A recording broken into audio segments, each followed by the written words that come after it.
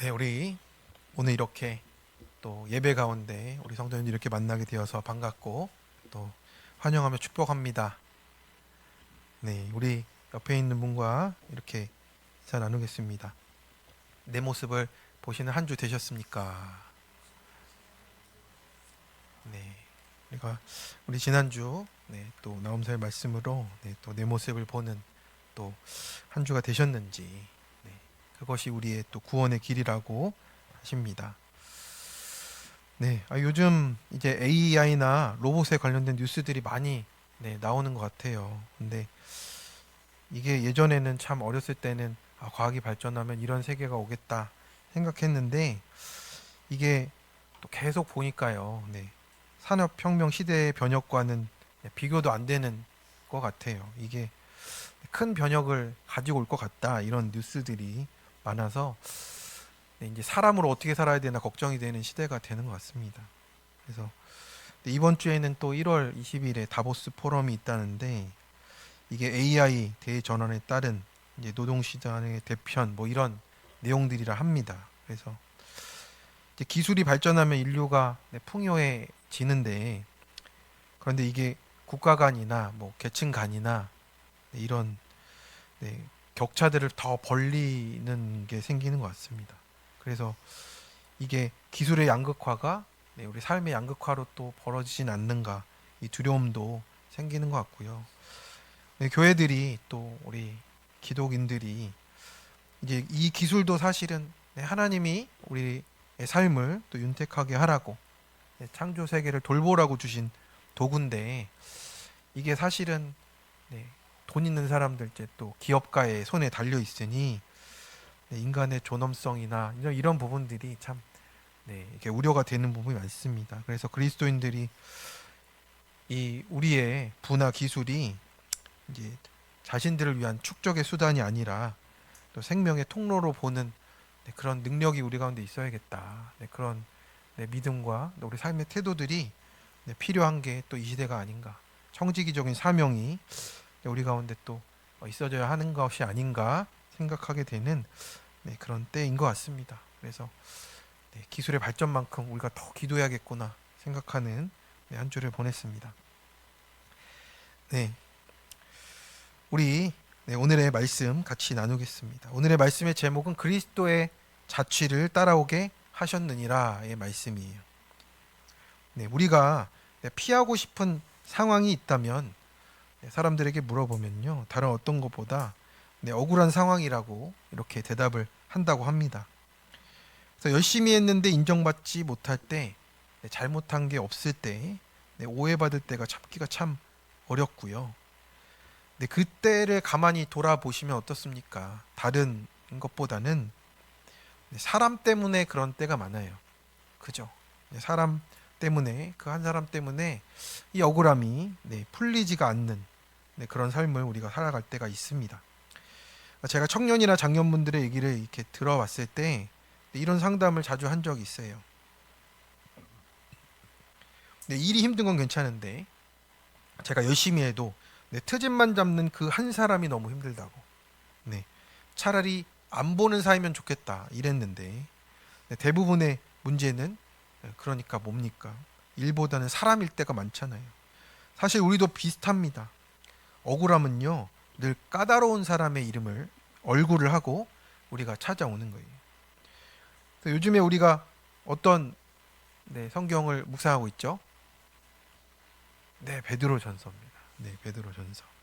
베드로전서는 고난을 이렇게 피하라고 가르쳐주는 그런 방법을 가르치는 책이 아니고 고난을 우리가 어떻게 통과하는지 그 통과의 방식 속에서 내가 누구인지 또 나와 함께 하시는 하나님이 누군지를 깨닫게 하는 말씀입니다. 그래서 고난과 억울함 속에 놓인 우리가 늘 이렇게 묻는 거죠. 왜 나만 참아야 됩니까? 하나님 왜 가만히 계십니까? 이것이 우리의 마음 안에 있는 기도의 제목입니다. 그래서 우리의 이 질문에 사도 베드로가 뜻밖의 대답을 해주는 거예요. 이 자리가 바로 그리스도의 자취를 따라가는 자리다라고 얘기하는 거예요. 우리의 생각이 완전히 전환되는 얘기잖아요, 그죠? 여기는 내가 있을 곳이 아닌데라고 했던 우리의 질문 속에 핵심이 우리 간파당하고 있는 거예요. 이 자리가 바로 그리스도의 자취를 따라가는 자리다라고 하는 거예요. 피할 수 없는 자리인 것이죠. 그래서 그 억울함을 우리가 그것에 매여 사는 것이 아니고 그 억울함 속에 드러나는 내 모습, 그리고 그 죄를 짊어진 그리스도의 자취를 우리가 어떻게 따라가야 되는지를 오늘 말씀해 주십니다. 네, 첫 번째 대지입니다. 까다로운 자에게도 역할에 순종하는 거예요. 네, 18절의 말씀입니다. 우리 한번 같이 읽어 보겠습니다. 시작. 사환들아, 범사에 두려워함으로 주인들에게 순종하되 선하고 관용하는 자들에게만 아니라 또한 까다로운 자들에게도 그리하라. 네, 우리가 이렇게 말할 때가 있죠. 교회는 너무 좋은데요. 아니면 회사는 너무 좋은데요. 네, 딱 한 사람이 문제예요. 그 사람만 없으면 신앙생활이 편할 것 같아요. 회사 생활이 편할 것 같아요. 가정생활이 편할 것 같아요. 네, 결제판을 던지는 상사도 있을 것이고요. 네, 부하 직원들 공로를 가로채고 사사건건 지적하고 정말 치워버리고 싶은 사람이 있을 겁니다. 근데 그 한 사람 피해서 이직하고 또 이민하고 이렇게 하면 거기엔 천사가 기다리는가? 근데 또 그렇지는 않더라고요. 거기 가면 더 업그레이드가 된 끝판왕이 기다리고 있다라는 거예요.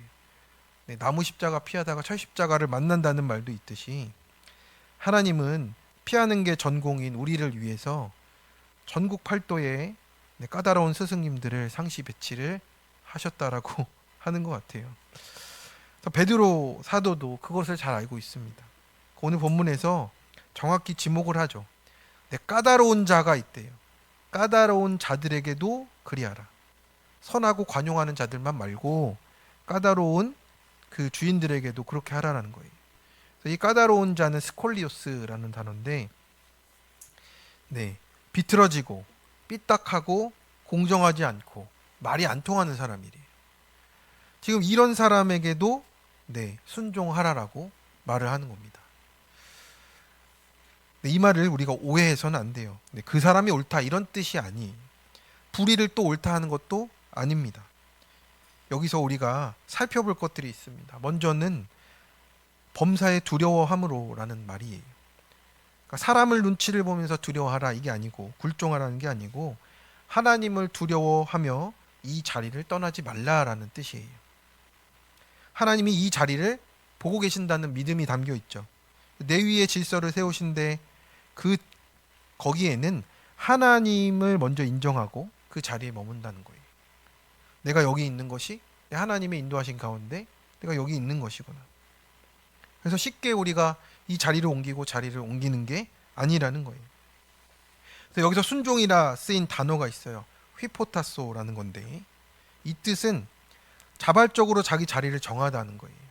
하나님을 두려워하는 가운데 사람 아래로 들어가라가 아니라 그 역할 아래에서 내가 이 역할을 하나님의 뜻 가운데 내가 그 믿음으로 자기 자리를 정한 사람이 되는 거예요. 나는 여기에 있는 것이다 라고 정하는 겁니다. 근데 사람의 인격에 복종하는 게 아니고 하나님 앞에 맡겨진 역할로 우리가 해석하는 거예요. 우리가 인격에 복종하면 어떻게 됩니까? 자, 옆에 한번 봐주십시오. 안 되죠? 복종할 사람이 하나도 없습니다. 인격과 행위로 기준을 삼으면 복종이 안 됩니다. 남편이 술 마시고 들어오고 사고치고 들어오고 아내는 아내 멋대로 나가서 쇼핑하고 다 들어오고 이렇게 되면 아이고 우리 예수님 오셨습니까가 될까요? 안 될까요? 안 됩니다. 입에서 불이 나가고 손이 나가는 거예요. 그렇지만 그런 상황에서도 그런 모습이어도 남편은 남편이고 아내가 아내인 것이에요. 억울하시고 힘드십니다. 인격이 안 돼서 존경할 게 1도 없어도 끝까지 나를 뒤집어 놓아도요. 하나님이 나에게 붙여주신 가족이에요. 그리고 나를 지금 그 자리에 놓고 계신 이유가 있다라고 하는 겁니다. 얼마나 까다롭습니까? 회사 상사는 또 어떻습니까? 그런데 그 자리에서 하나님을 두려워함으로 자리를 지키는 것이 순종이다. 인격이 아니라 역할에 순종하는 것이 하나님 앞에 질서라고 말씀을 하는 겁니다. 그래서 우리가 이제 뒤집어 봐야 되는 거죠. 왜 굳이 까다로운 자를 언급합니까? 왜냐하면 선한 사람 앞에서는요, 내 죄가 잘 드러나지 않아요. 네. 근데 까다로운 사람은 어떻습니까? 내 죄를 가장 잘 드러내는 도구예요.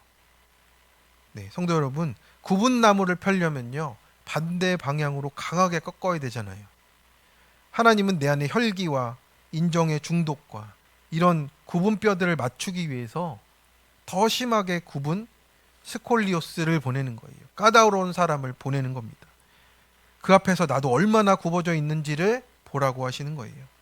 왜냐하면 내 의가 얼마나 조건적인지, 내가 존중받지 못하면 얼마나 쉽게 분노하는지, 내 순종이라는 말을 얼마나 내가 계산적으로 쓰는지를 깨달으라고 하는 말입니다.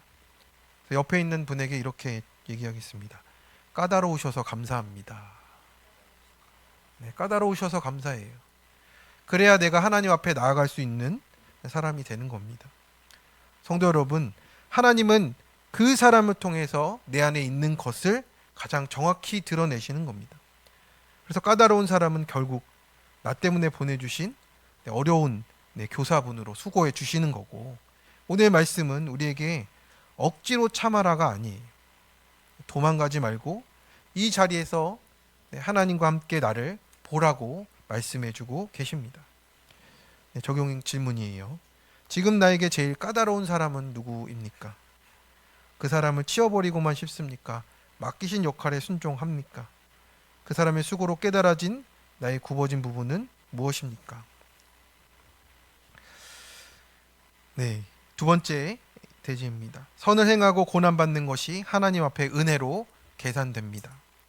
은혜로 아름답다라고 하십니다. 성도 여러분, 직장에서, 가정에서, 교회에서 이런 질문이 꼭 나오잖아요. 왜 내가 좀 꼭 더 참아야 됩니까? 그 사람은 바뀌지도 않는데 언제까지 내가 더 일해야 됩니까? 왜 잘한 사람이 손해를 더 봐야 됩니까? 이것이 우리의 울부짖음이죠. 베드로 사도는 이렇게 분명하게 말합니다. 우리 19절 20절의 말씀을 한번 읽어보겠습니다. 부당하게 고난을 받아도 하나님을 생각함으로 슬픔을 참으면 이는 아름다우나 죄가 있어 매를 맞고 참으면 무슨 칭찬이 있으리요. 그러나 선을 행함으로 고난을 받고 참으면 이는 하나님 앞에 아름다우니라. 아멘. 우리가 애들이 이럴 때가 있잖아요. 맞을 짓 하고 억울해하면 매가 더 나갑니다. 그죠? 신앙적으로나 상식적으로나 회개할 자리는 회개해야죠. 근데 우리가 지금 그보다 더 어려운 삶의 자리에 대해서 고민하는 거 아닙니까? 베드로 사도는 무엇이라 권면합니까? 선을 행함으로 고난을 받고 참으면 이는 하나님 앞에 아름답다라고 하는 거예요. 아름답다라는 말이 우리에게 참 모호합니다. 그죠? 그게 뭐 참 멋있네. 멋으로 끝나는 뭐 이런 거라고 생각할 수가 있어요. 근데 원어로는 이 아름답다가 카리스입니다. 카리스는 뭐죠? 은혜예요. 은혜. 직역하면 그 손해가 하나님 앞에 은혜이니라라는 뜻입니다. 그러니 이 고난이 어떻게 우리가 거꾸로 해석해야 됩니까? 하나님의 은혜의 질서 안에 있는 거구나. 그렇게 해석을 해야 되는 거예요. 그리고 하나님이 그 고난을 그냥 넘기지 않으세요. 은혜로 카운팅 하시겠다라는 거예요. 그래서 우리는 보통 억울한 일을 당하면 하나님을 생각하기보다 이제 사람을 먼저 생각하잖아요. 왜 저 사람이 나에게 이러냐? 내가 뭘 했다고 이렇게 대우하냐? 이것들이 우리 가운데 쏟아져 나오는 겁니다. 그러나 베드로는 말해요. 하나님을 생각함으로 참는 것이래요. 중요한 조건이 하나 있습니다. 하나님을 생각함으로. 그래서 고난을 당하면 우리는 사람의 말, 그 사람이 뭘 말했나, 그리고 억울한 결과, 억울한 피해, 이것을 묵상하면서 계속 재생산하고 곱씹고 있습니다. 하지만 베드로는 이 상황에서 하나님을 그 계산에 넣으라고 하는 거예요. 하나님을 그곳에 생각함으로 넣으라고 말하고 있는 겁니다. 그러니까 우리가 억울하면 이렇잖아요. 잠이 안 오고 밤새도록 내가 내일 가서 이 말을 하리라. 저 말을 해서 코를 납작하게 해주겠다. 이렇게 시나리오를 쓰는 겁니다. 근데 그렇게 복수하고 나면 속이 시원합니까? 그렇지가 않더라고요. 또 다른 말이 나와요. 그죠? 근데 그 말을 또 막으려면 또 나는 밤을 새야 되는 겁니다. 그러다 더 세게 말했어야 되는데 하고 후회하고 내 복장만 터지는 거죠. 그런데 세상 계산법으로는 이렇게 내가 한 대 때려야 이득인데 하나님의 계산으로는 너 잘 참았다. 네, 은혜의 별점을 5개 주겠다 이 뜻입니다. 거꾸로 은혜로 계산하게 되는 게 우리 크리스찬의 삶이라고 하는 거예요. 은혜의 계산법이라는 거죠. 그래서 오늘 작년 큐티 간증도 보니까 부자 되려고 열심히 살았던 집사님 얘기가 나왔어요. 시부모 간병도 복 받으려고 열심히 했고, 남편과 힘을 합쳐 부자 되려 했는데 남편의 외도가 또 드러났고 부당한 고난이라 생각했는데 남편의 구원을 위해서 입 다물라는 처방을 받아서 큐티하면서 공동체의 기도로 분노를 겨우겨우 다스리고 갔다고 합니다. 그렇게 억지로라도 또 말씀을 계속 묵상하는 중에 그게 깨달아졌대요. 내가 내 돈 욕심으로 바람 피울 빌미를 줬구나. 남편 사업이 망한 뒤에 위장 이혼을 해가지고 남편을 지방으로 떠나게 했던 것이 그게 보였대요. 그 전엔 그게 안 보였죠. 남편 잘못만 보였던 거죠. 네가 그래서 어떻게 그럴 수 있냐 이렇게 소리만 쳤답니다. 근데 결국 남편이 아니라 가정을 파탄에 이르게 한 게 내 죄구나. 그러니까 내 죄를 보게 되니까 그때에서 하나님 앞에 무릎을 꿇게 되고 회개하고 온 가족이 제 목자와 감독 대신 이에게 돌아오는 사건이 됐다라고 이렇게 해석을 하게 된 겁니다.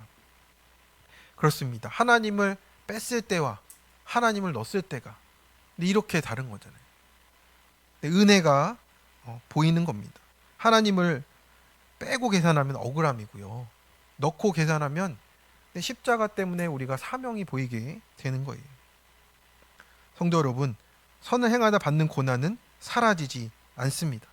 이 고난은 피할 수 없는 고통을 겪다라는 단어예요. 그러니까 그냥 고난이 아니고 피할 수 없다라는 겁니다. 이 고난은 하나님께서 반드시 그래서 구속사의 재료로 쓰시는 거예요. 그리고 하나님을 생각함으로 참는다 했습니다. 여기서 참다는요, 이를 악물고 버티는 오기도 아니에요. 어쩔 수 없는 체념도 아니에요. 그래서 원어의 의미로는 그 아래에 머물러서 서 있다는 거예요. 그러니까 불이한 상황이 덮쳐도 하나님을 신뢰하기 때문에 내 역할과 자리를 이탈하지 않고 지키는 태도를 말하는 겁니다. 그래서 참음은 그래서 인격이 아니고 십자가를 통과하는 거예요. 나를 붙드시는 자리에서 도망가지 않는 믿음이 인내라고 오늘 우리에게 말씀해주고 계신 겁니다. 고난이 힘든 이유는 오래 가서가 아니라 하나님을 못 보기 때문이고요. 하나님이 보이면 그 자리를 지킬 힘이 생긴다라고 하시는 겁니다. 적용 질문입니다. 선을 행했지만 찾아온 고난 앞에 내가 당한 부당함과 억울함을 곱씹고 있습니까? 하나님을 생각하는 구원과 은혜로 계산합니까? 고난 속에 이를 악물고 체념합니까? 내 자리에서 도망가지 않는 믿음의 인내로 연단을 받습니까? 세 번째입니다. 그리스도의 본과 자치를 따라오라 하십니다. 우리 21절의 말씀을 한번 읽어 보겠습니다. 이를 위하여 너희가 부르심을 받았으니 그리스도도 너희를 위하여 고난을 받으사 너희에게 본을 끼쳐 그 자치를 따라오게 하려 하셨느니라. 아멘. 우리가 종종 부르심을요, 사명이나 직분으로만 생각할 때가 있습니다. 그러면 이제 목사라든지 선교사라든지 아니면 그런 역할 맡은 사람만이 부르심을 받은 게 아니고요.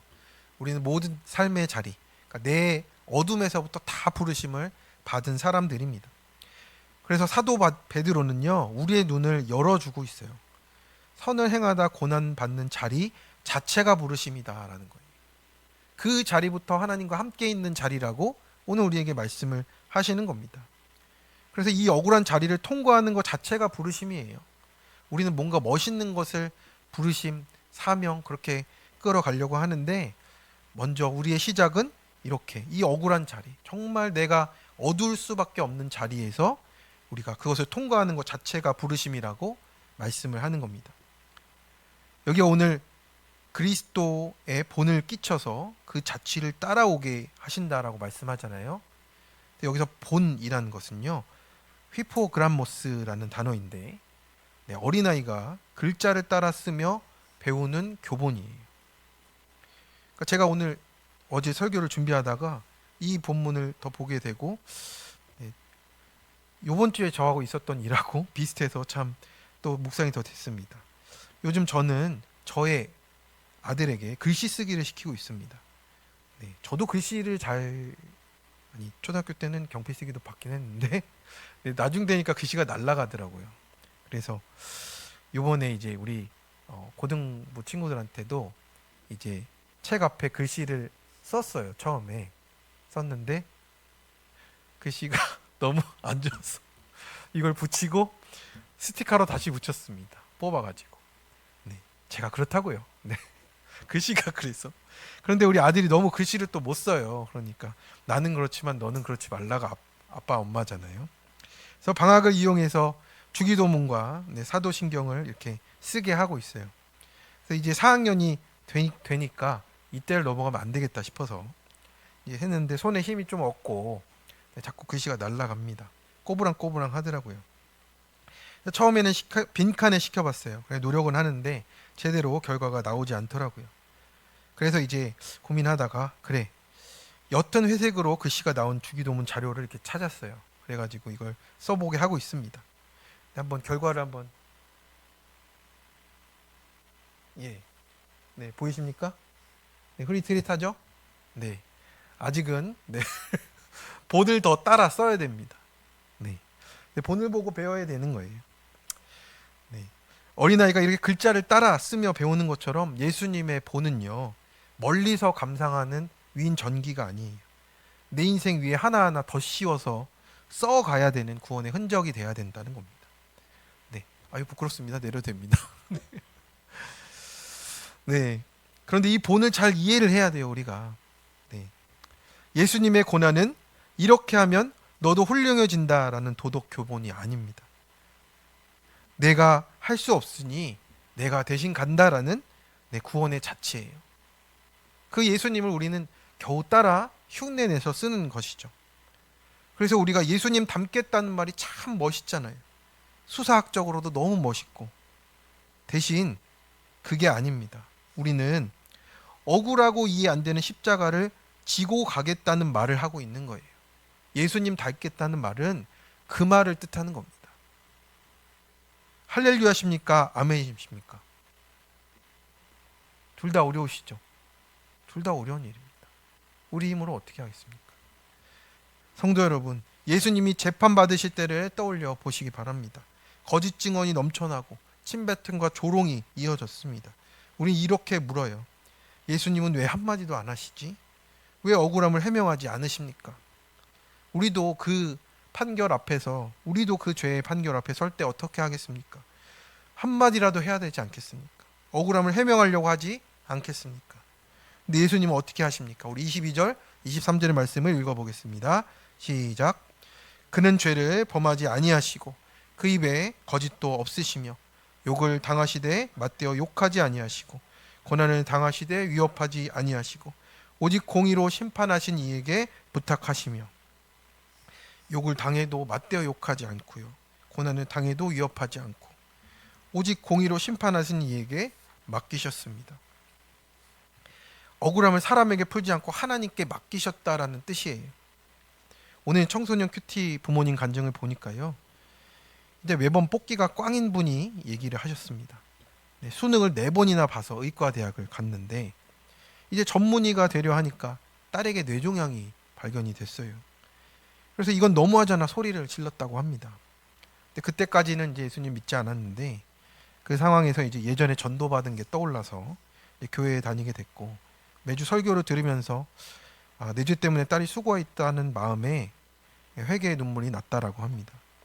교회 공동체 소그룹에서 두려움과 염려를 나누면서 공동체와 함께 하나님을 생각하며 슬픔을 참아갔대요. 그래서 감사하게 딸의 종양이 멈췄습니다. 그래서 건강을 좀 되찾은 은혜가 있었는데 중학교 생활 중에 또 친구들의 따돌림이 시작돼서 특장애가 또 왔답니다. 그래서 힘든 시간을 보내고 있는 중이라고. 아직 결론 난 건 없어요. 근데 딸의 이런 고난이 항상 남을 탓하던 저를 죄에 대해서 죽고 의에 대해서 살게 하시는 주님의 뜻이라고 해석이 됐다는 겁니다.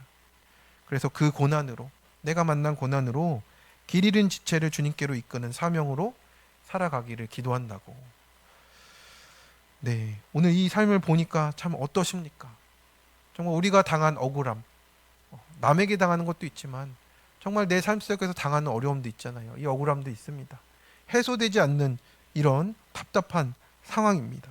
그런데 그것을 우리가 그리스도의 본과 자치를 따라가는 삶이라고 오늘 우리에게 말씀해 주시는 거예요. 그것을 지고 가면 어떻게 됩니까? 죄에 대해서 죽고 의에 대해서 살게 하는 하나님을 우리가 만나게 된다는 겁니다.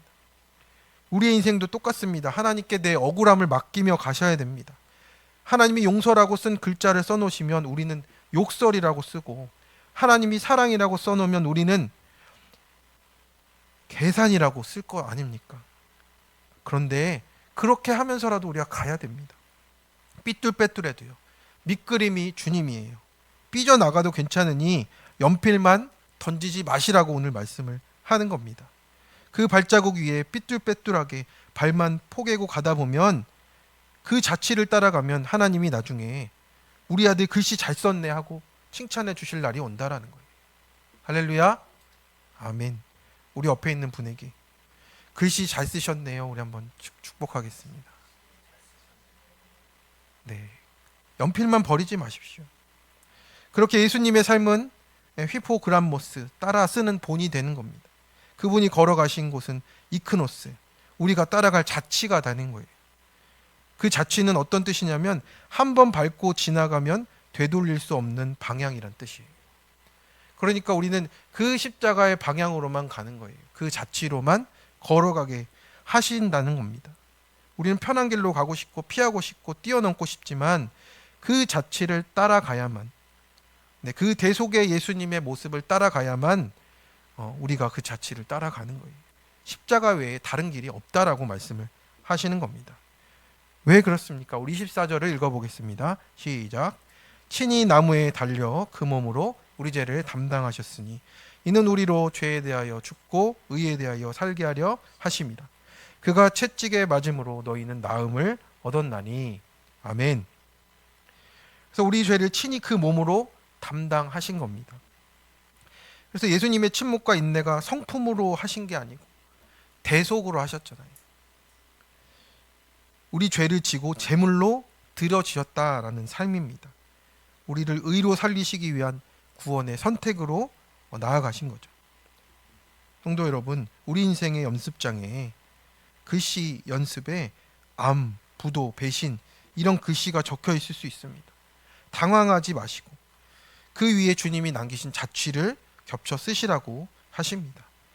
내가 그 억울함의 나무에 함께 달릴 때 신기하게도 나를 죽이려던 내 안에 죄가 죽고 나를 통해 죽어가던 내 자녀와 이웃이 나음을 얻게 되는 거예요. 그렇게 내가 먼저 십자가 제물이 돼야 내가 살고 우리 집이 삽니다. 우리 공동체가 살고 나라가 사는 거예요. 내가 채찍에 맞아야 나음을 입는 겁니다. 그래서 우리가 억울함과 이해 안 되는 채로 제물로 드려지는 때가 있습니다. 그때가 억울할 때예요. 그때 하나님의 의가 우리의 죽어진 가운데 나타납니다. 25절의 말씀을 우리 한번 같이 읽어보겠습니다. 너희가 전에는 양과 같이 길을 잃었더니 이제는 너희 영혼의 목자와 감독 되신 이에게 돌아왔느니라. 아멘. 성도 여러분, 우리는 억울한 피해자가 아니라 길 잃은 양이었어요. 방향 감각을 상실한 죄인이었다라는 뜻이에요. 그래서 그 길 잃은 우리를 위해서 예수님께서 까다로운 세상과 불의한 재판과 십자가의 모욕을 다 견디셨습니다. 그러므로 그리스도의 자취를 따른다는 것은요, 풀 수 없는 내 억울함과 설명되지 않는 이 고난 가운데 내 죄를 대신 지신 그리스도의 십자가의 자취를 따라가는 삶입니다. 네, 적용 질문입니다. 내 힘으로 맞대응하고 싶은 관계나 사건은 무엇입니까? 그 속에서 내 방법대로 풀리고 계십니까? 그리스도의 본과 자취를 따라 십자가의 제물로 드려지십니까? 말씀을 맺겠습니다. 성도 여러분, 억울함은 없어지지 않아요. 감당하기 어렵습니다. 도망치고 싶습니다. 그런데 오늘 말씀이 여러분에게 더 참아라 라고 얘기하는 게 아니고요. 우리의 억울함보다 더 깊은 그리스도의 십자가가 이미 나와 함께 있다라는 거예요. 그 자리에 나와 함께 있다라는 것을 우리가 해석해야 된다라는 겁니다. 그 억울함만 남는 원망으로 갈지, 주님과 함께 살아나는 그 부활로 갈지는 우리의 믿음 가운데 나타나는 겁니다. 분명한 것은 십자가를 통과하면 구원이 남고 억울함이 사명이 된다라고 하십니다. 그래서 오늘 그리스도의 자취를 따라 내 모습을 보면서 억울함을 내 영혼의 목자와 감독 되신 주님께 맡기기를 소망합니다. 그래서 생명과 나음을 얻는 우리 한 주간의 그 충만한 삶이 되시기에 축원합니다. 함께 찬양하며 기도의 자리로 나아가도록 하겠습니다.